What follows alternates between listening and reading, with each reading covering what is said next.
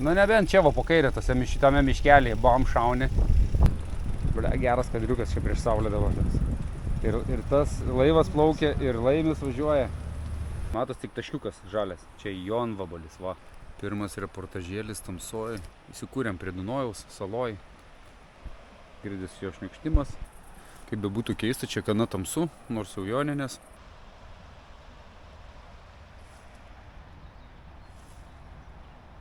Man jau nuėjo kamerą statyti. Jau keliamės ir po 6:26, kitaip sakant, pusė 7. Jau pradėjom po biškį pakuotis. Ankstyvas rytas, būčiau dar miegojęs. Laimis prižadino, sako, kelkis, reik minti. Na, dėja jis teisus, reikia minti, pakuotis, susirūšiuoti daiktus. Atvarėm į vienos centrą. Varysim užvalgyti, papusryčiauti, atsigerti kavos. Gedam.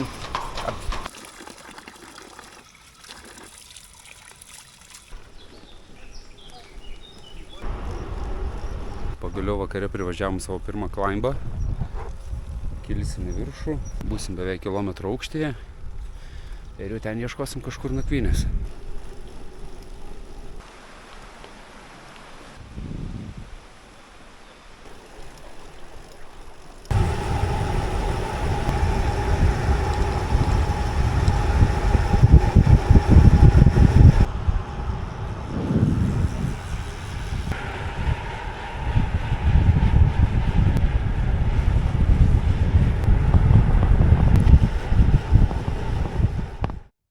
Labas rytas, 3 diena, palapinės nestatėm, miegojom va tokioj proskanačiai prie upės.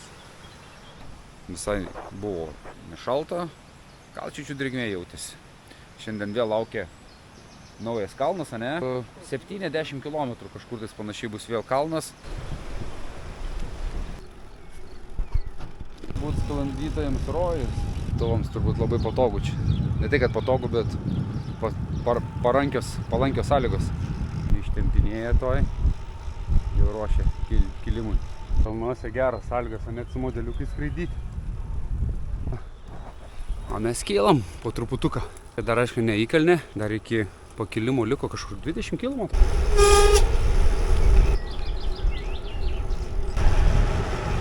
Pirmadienis nėra kur apsipirkti, tai teko stoti restoranėlį, po kebabinę turėtų būti pizzerija iš tikrųjų. Kas per kainytės 11, 10 eurukų, fish, kebabai 6 eurai, 6 pm. Tai aš galvoju, išbandysiu kebabėlį, pažiūrėsim, kaip atrodo austriškas kebabas. Paimsiu bokaliuką alaus atsigaivinti, nes baisiai karšta. Papuolėm į kažkokį jomarką.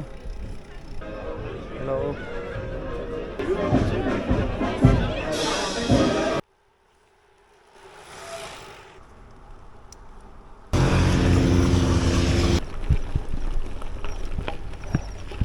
Ai, va, kur tu sėdė, aš po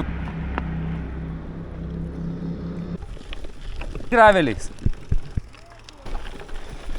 Kylam. Šios dienos viršūnės, 1,225 aukščio, nėra labai aukštai, bet buvo gana stačių atkarpų, 13-15 procentų. Laukia gaivus 38 laipsnių šaltis. Na ir ką, dabar leisim, smagioji dalis. 7-6. Prasidėjo vietos, kai norisi kiekvieną kampą filmuoti. Įspūdinga. Jau labiau kaip pirmą kartą, ne visai pirmą kartą esu buvęs Alpėse, bet tik kai pervažiavau ir pakankamai greit, mažai teko žvalgytis, o dabar jau eksplorinu ir grožiuosi visais tais nuostabiais vaizdais. Prieš 100 bijočiau, kad atlaikytų padangos. Tokio kalnų ežeriuko vietiniai maudosi gal. Tai 1500 metrų aukščio uola. Štai ten ir dabar lendu į vandenį.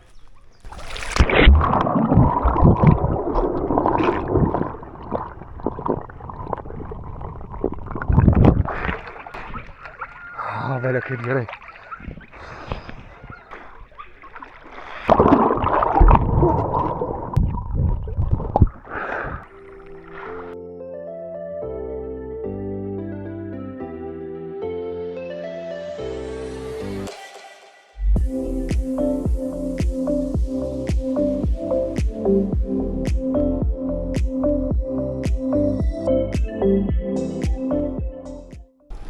dviračių takas, va šalia kelio, toks kaip tiltas pastatytas. Ale kaip čia.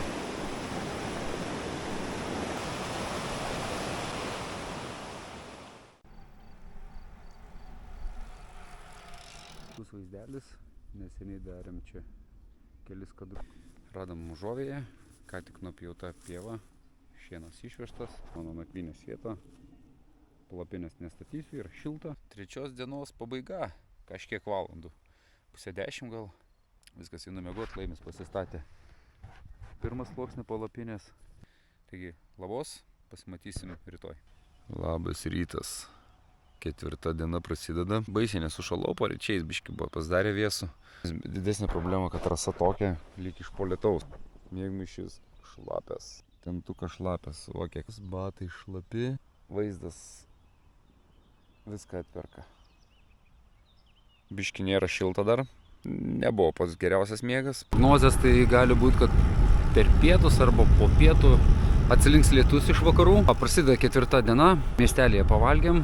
Laukia šiandien vėl nemažas pakilimas. Dar klausimas, ar vieno vietą jis pravažiuoti. Ten gali būti uždarytas kelias. Komutas bent jau rodo.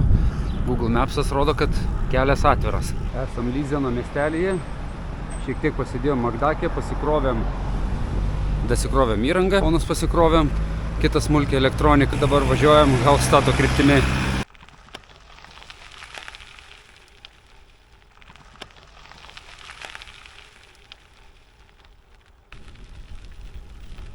Austriškas graveliūras, graveliūrinam.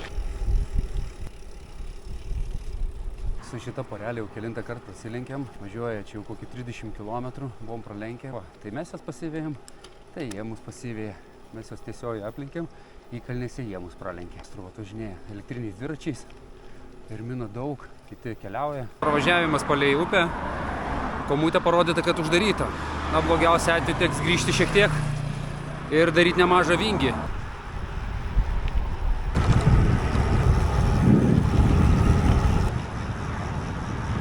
Pradedam kopt, net traktorius sunkiai važiuoja. Žiūrėsim, kiek čia statumo, kol kas viskas raudonuoja ekrane. Kol kas yra 15% ir liko pakilti 409 metrų viršų. Jie jau laimingi leidžiasi žemyn ir vėl staigus posūkis ir kyla statėjai į kalnį. Pakilime dar biškį atsikvėpimui. Lengvas nuolydis, bet įkalnė dar nesibaigė. Dabar toks sužemėjimas ir vėl pakilimas bus. Tai va galima pailsėti, atsigauti. Ir priekime to vėl raudona atkarpa. Tai reiškia bus virš 10%. Tai vis dėlto kelias uždarytas, ne? English, please. Žodžiu, pasikalbėjom su austrais, pašnekinom, jie užkopė čia iš apačios. Sakė, galit varyti, jeigu bus problemų, užkopsite viršų.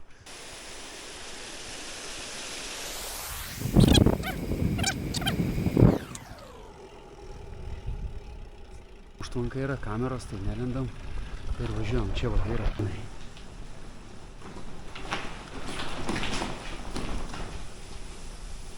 Ir va, sutikom pagyvenusią austrų porelę. Ir dabar įvažiavo į tą tuneliuką. Tai irgi sako, mes čia važiuojam per uždraustą kelią. Pajuokavom, kad niekam nesakysim. Ne vien tik mes surizikuojam dėl šito gražaus vaizdo. Nevažiuoti čia būtų buvę nuodėmė.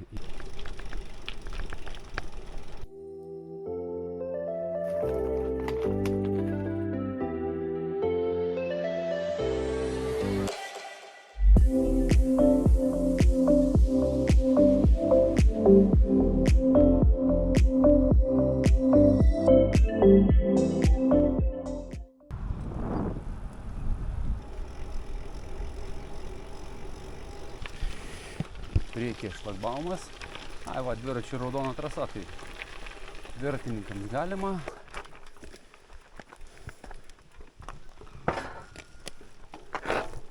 Esam 1000 metrų aukštyje ir pareina lietaus debesis. Ir gali mus užklupti. Geras. Prieš pabaigą biškį į kalnės davė. Reikia pakilti 15 metrų. Atrodo, kad nesibaigs. Štai ir Laimonas kartu su Lietučiu. Perbėgos kameros nes. Rimtai? Šis geriausias buvo pakelimas.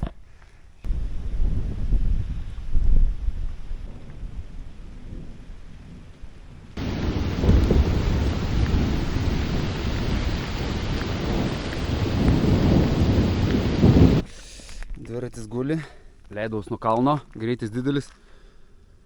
Ir pamačiau tokį daiktą. Čia toks kaip elektrinis spėmuo, bet jis nesujungtas, atlekiant didesniu greičiu. Juda. Jo, galvojau, kad čia vėla užtverta ir ką teko stabdyti ir guldyti ant šono, galvojau, bent praščiošiu, nes galvojau, jeigu čia vėla, tai blet pasismauksiu aš dar. Roviau ant rankos, ant šono. Svarbiausia, kad ranka nebūtų skilus, bet ne, juda, tai turėtų būti viskas gerai. Bet smūgis kliuvo čia, pirštinės išgelbė. Ant šono čia, sekantis smūgis. Čia, fig ne. Reikia žiūrėti kaip dviratis. Rankena matau biškį palinkus į vidų. Tai į vidų gerai, aš nedaveržęs esu, kad rankena nenulūžtų būtent. Dabar įvertinam žalą. Tai lūžus auselė, smūgis permetėjui. Nu čia gal dar ir nieko laikys. Dabar kvailas juokas ima. Nu ir greitis šiaip sąlyginai gal 3-5 kokį, čia daug nebuvau įsibėgėjęs. Nu, aš grevelis nemėgstu lėkti. Būkit atsargus kalnuose, ne juokas. Nu, paaiškės vakare dar. Nu, va pirštai atsileido jau. Jo. Nu, va dabar jau, kai stipriau spaudžiu, jau skauda. Nes aš neaišku, kiek aš šitų, aš negalėsiu aukštų pavarų, nu, žemiausių, lengviausių pavarų įsijungti. Taip sunkiai vaikščiojo, tai dabar iš vis, aš nežinau, kiek čia dasieksiu jų.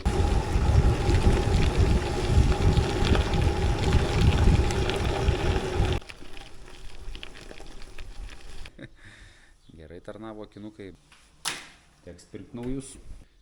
Ranka skauda, remtis.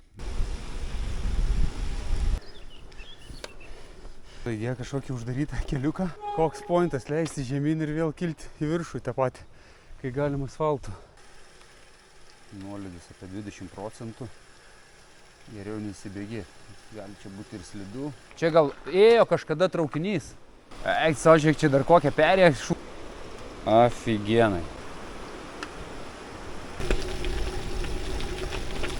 Problema, kad atvažiavus iškart pradėjo lyti, teko paskubom statyti palapinę ir lysti vidų, kad neprisilydė. Tai dabar jau ir kilimėlį.